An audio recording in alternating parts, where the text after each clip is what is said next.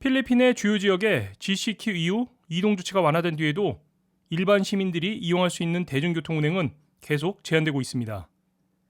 이런 상황 속에서 자전거를 이용하는 방법이 논의되고 있는데요. 자전거 전용 도로 설치 논란에 대해 살펴보겠습니다.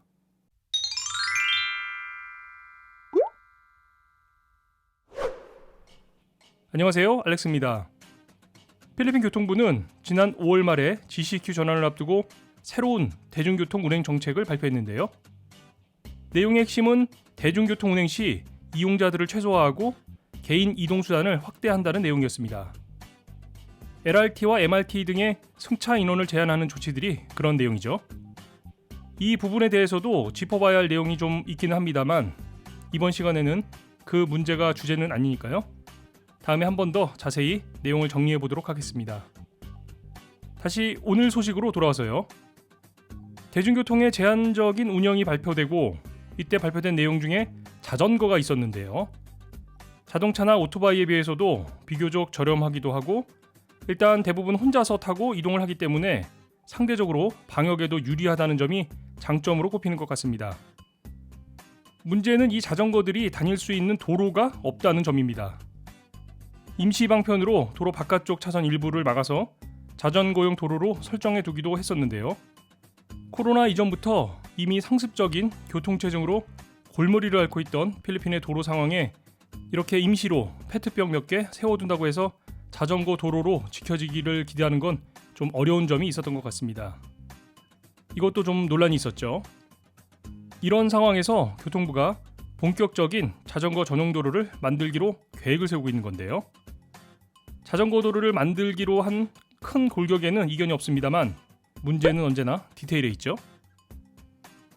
가장 큰 논의는 자전거 도로를 어디에 만들 것인가 하는 문제입니다.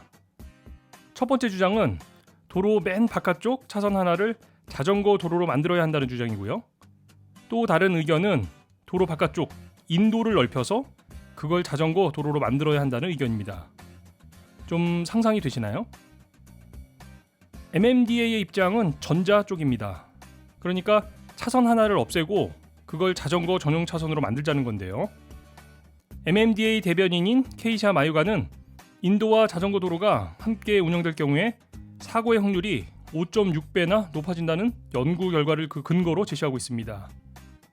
보행자와 함께 다니면 자전거의 통행 속도도 그만큼 더 늦어져서 효율성도 낮아질 것이라는 설명인데요. 거기에 인도를 확장해서 자전거 도로를 만들 경우에 비용도 킬로미터당 3.8밀리언씩 소요가 된다는 점. 그냥 도로에 자전거 차선을 하나 만들면 1밀리언으로 충분하기 때문에 경제적으로도 더 유리하다는 게 MMDA 측의 생각입니다. 반면 교통부 쪽 생각은 그 반대인데요. 인도와 달리 차도의 경우는 지하도를 통과하거나 고가도로를 지나야 하는 등의 경사 구간이 많죠.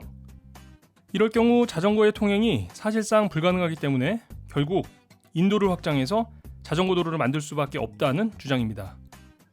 이 설명도 나름 합당한 논리로 보여주기도 하는데요.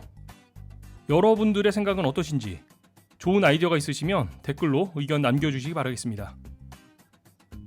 논란이 계속되고 있는 걸 보니까 아마도 코로나19 사태가 진정된 후에도 이 자전거 전용 도로는 계속 운영이 될 것으로 보이는데요.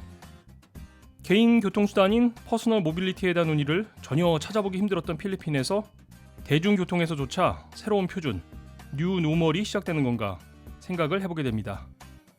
우려 반, 기대 반, 그렇네요. 오늘 내용에 대해서 여러분들의 의견 댓글로 부탁드리고요. 채널 구독과 좋아요도 함께 부탁드리겠습니다. 고맙습니다.